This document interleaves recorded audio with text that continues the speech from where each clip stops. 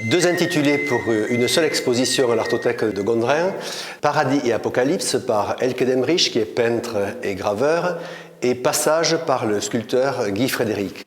Nous les avons réunis car ils sont formellement opposés, mais ils poursuivent un même questionnement, de même doute.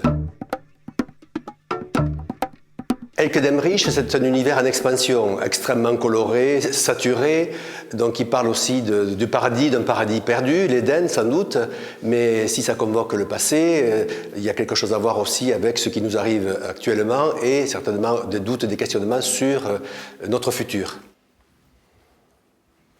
Il n'y a pas de dessin préparatoire quand je travaille, donc je commence à un point et après ça se développe, l'image se développe au fur et à mesure. J'ai commencé au burin sur cuivre puisque c'est une technique qui est très minutieuse, très longue. J'ai la chance d'avoir quelques pièces ici, donc c'est d'une part le taureau de Bordeaux. J'ai repris le 4 thèmes de Los Toros de Bordeaux de Francisco de Goya. Et il y a une autre grande gravure, Les Amoureux. C'est un hommage à Georges Bataille, à l'histoire de l'œil. Pour moi, la tauromachie, c'était une aventure tout particulière de la découvrir. Donc au début, je ne comprenais pas du tout. Et en fait, à côté de ma maison, avec Fezensac, il y a une arène. Et je suis partie aussi souvent en Espagne pour la découvrir. Et ce qui était marrant, puisque d'abord, j'étais très loin du sujet, je voulais me poser moralement aux côtés du taureau. Et au fur et à mesure de lire des livres, de m'occuper de toute la procédure de la corrida espagnole et de voir des combats, mon point de vue a complètement changé. Après la tauromachie, dans l'exposition, il y a ma série sur la flore et faune de la Méditerranée. Donc il y a la toile Cigale, il y a la toile Invasion, il y a l'autoportrait aux grenades et il y a une toile intitulée Les Nageurs. Donc parfois il y a des histoires autour de mes œuvres. Donc comme Les Nageurs, j'avais voyagé à côté de Valence en Espagne. Et j'avais nagé à la mer et sur le coup j'ai heurté quelque chose, une masse énorme. Donc je suis sortie de la mer et ça piquait. Et les lendemains je les ai vus, des méduses énormes. Il y a des phases pour la peinture. Donc en général la peinture je la fais en France. Et c'est plutôt en été que je fais ça. Et en hiver je suis dans mon studio à Dresde en Allemagne et je travaille avec un atelier de gravure qui s'appelle la Grafikwerkstatt.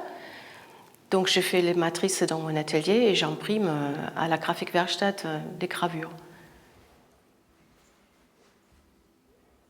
Je travaille maintenant à l'eau forte, donc ça veut dire sur la plaque de métal, soit du cuivre, soit du zinc, on met en vernis et on travaille avec la pointe sèche dans le vernis. Donc c'est plus une écriture en fait, comme un enchaînement de pensée, disons.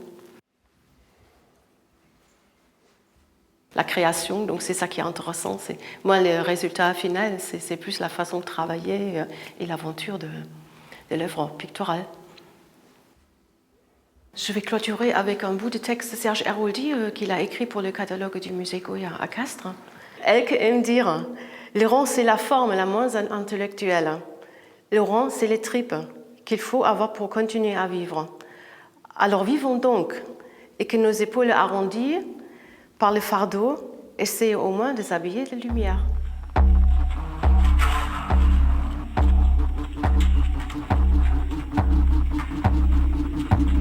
Guy Frédéric, avec ses sculptures, elles sont évidemment plus contractées, elles sont denses, elles proposent le passage essentiellement, au moins à l'Artothèque, d'une matière à une autre, une matière que je relie à la nature par le bois qu'il utilise, mais qui, par un passage subtil, presque invisible, au niveau des frontières des matières, un prolongement particulier. Apocalypse signifie religieusement la révélation, mais l'étymologie grecque signifie le dévoilement. Or, ce que cela dévoile, peut-être ce que nous sommes sur la nature, avec un N majuscule, mais certainement de la nature humaine.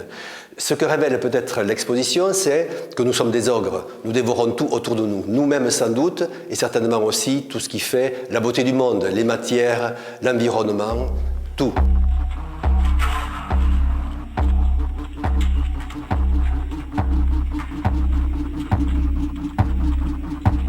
S'ils sont formellement opposés, ils ont ce même questionnement qui est, même s'il est inconscient, un questionnement sur la science, sur la nature en devenir très certainement, mais sur la science. Resterons-nous nous-mêmes après le virage que nous vivons culturellement, économiquement, idéologiquement aujourd'hui ?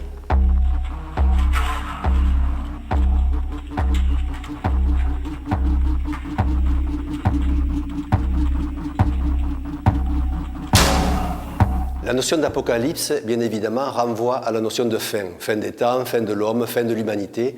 Et le premier récit qui en témoigne, c'est évidemment l'Apocalypse de Jean, le livre de Jean. Mais la fin signifie bien évidemment commencement, recommencement de quelque chose.